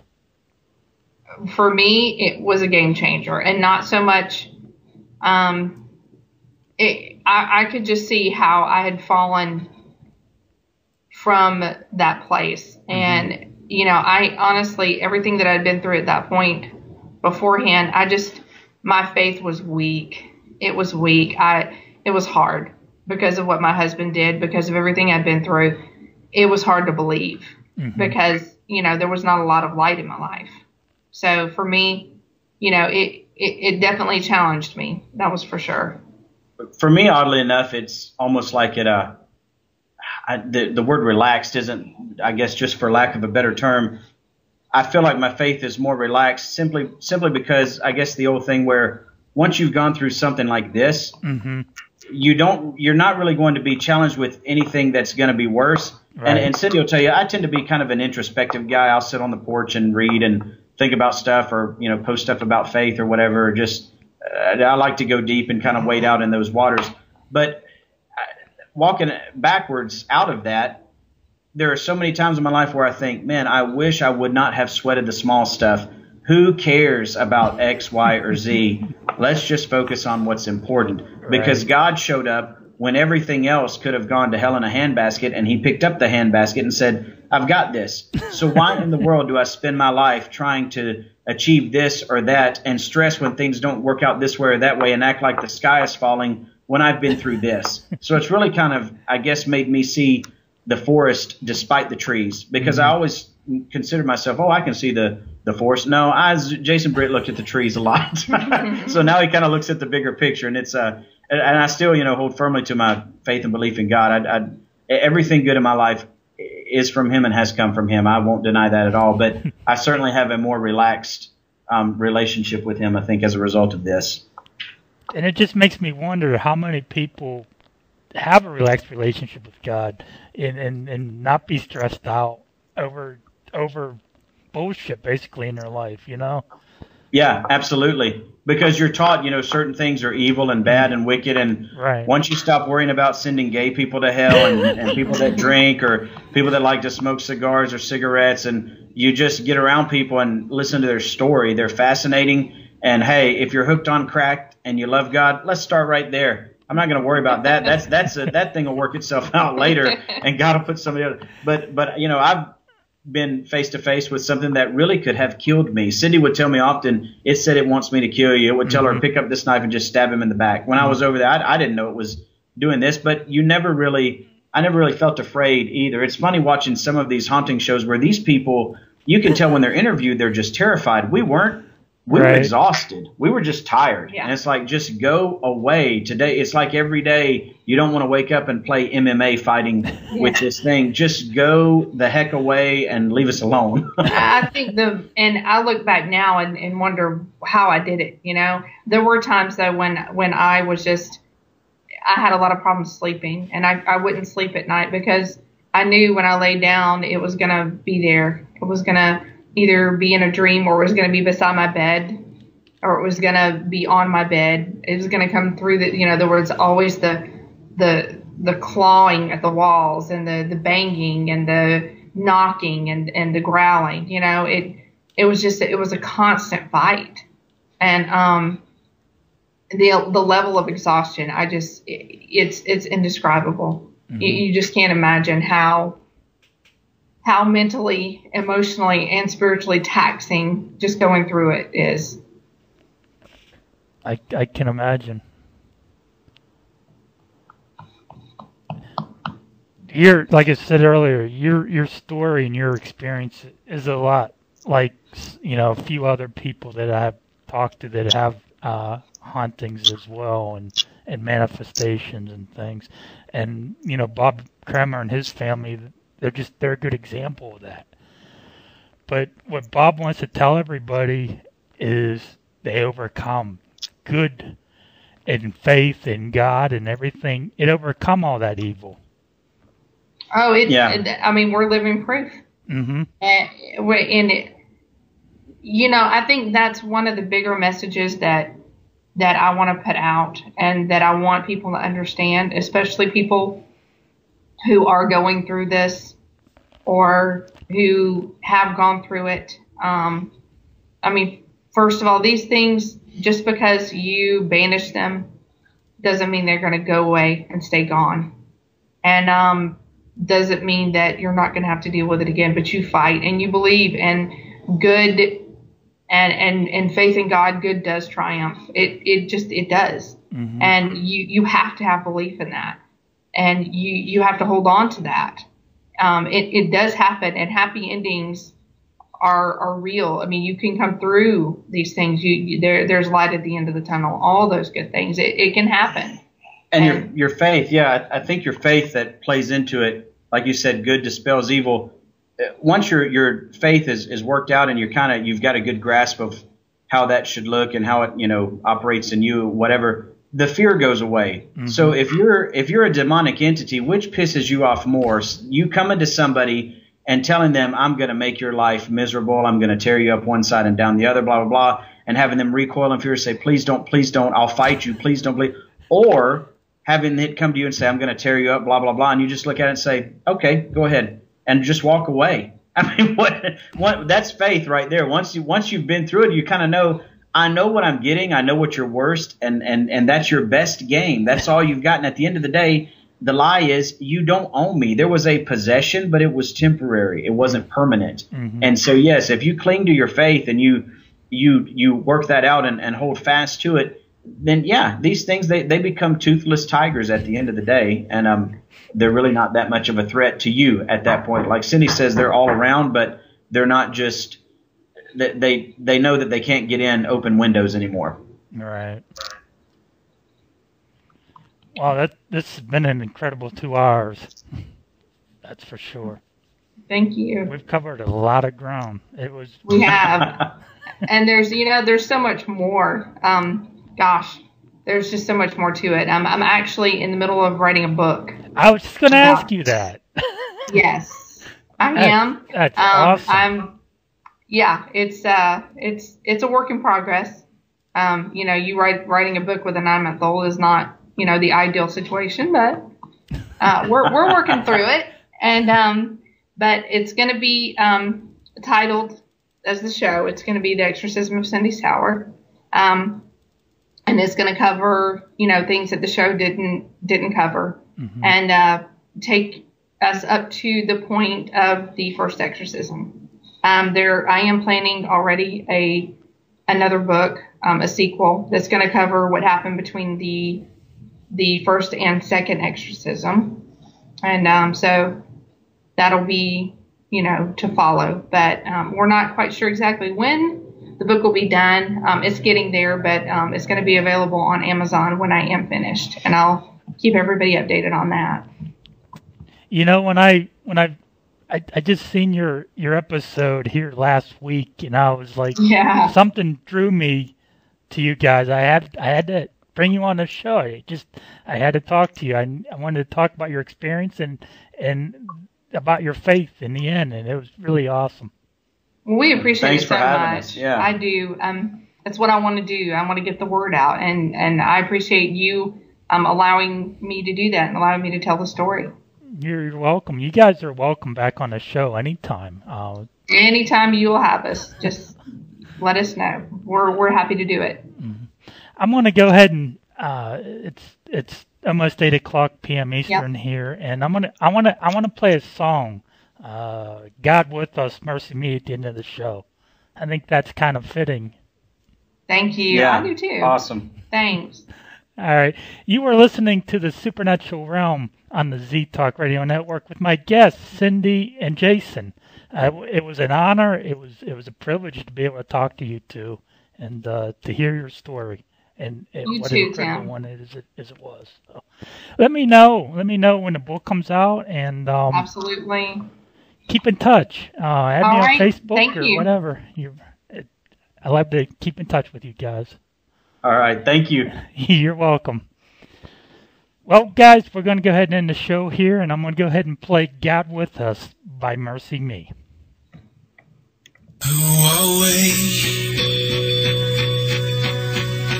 That you would be mindful of us. What do you see? It's worth looking away.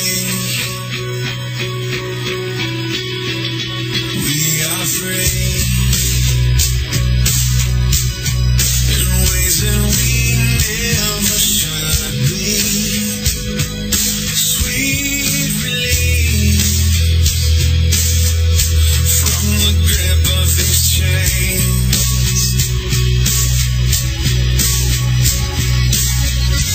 Like you're just swinging from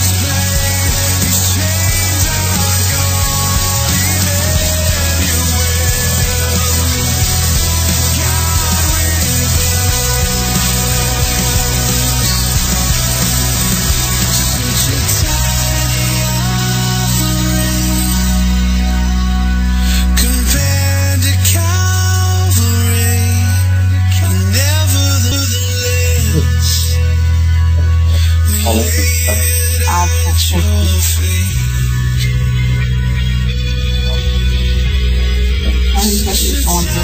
Oh. Okay. That hospital pop.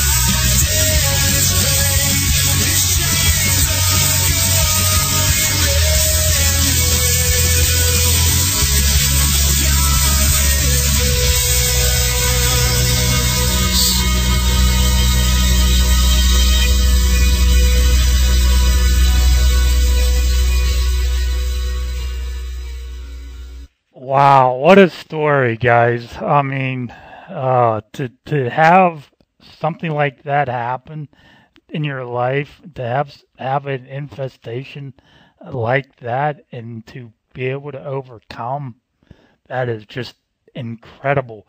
That song gave me chills the whole time I played it. I had an awesome time. It was a great 2 hours talking to Jason and Cindy, and I hope everybody out, the listeners out there, and everybody enjoyed that show. I hope they got a lot out of it. To me, it was very informative, and I wanted to send a message that, this stuff is real. There are demons out there. They have names. They have a purpose, and you can overcome them. People overcome them all the time. Even though that demonic infestation is rare, it does happen. And I want to get the message out there, everybody. I don't care if you're a Christian, a Wiccan, a spiritualist, whatever. There is something very real about the paranormal. And it can destroy you if you're not careful. And if you're not involved with a group that is reputable, has history, has had some sort of knowledge of what might be going on. Because we had talked about the group that was involved in Cindy's case, the group that was involved in Bob Kremer's case. They had no idea what they were getting involved with. People in the Kremer case, there were members who have left, who have had, something attach themselves to the team members. When you think you know it all, you really don't. And why risk getting involved with something like this if you're just going out ghost hunting, if you're going to try to get a voice or see something? Why risk that? Why take that chance? Why mess with a Ouija board? Why open that door? It can be very dangerous. Next week, I will have my good friend Cindy Geraldine Palmer Boss is going to join me on next week's show. She is a psychic. She is an empath. She's a medium. Whatever, she's all of that. She's an incredible person. She's a good friend of mine. And next week I will be talking to her. I'm still working out the schedule for some of the upcoming shows within the next few months. I will announce that on Facebook.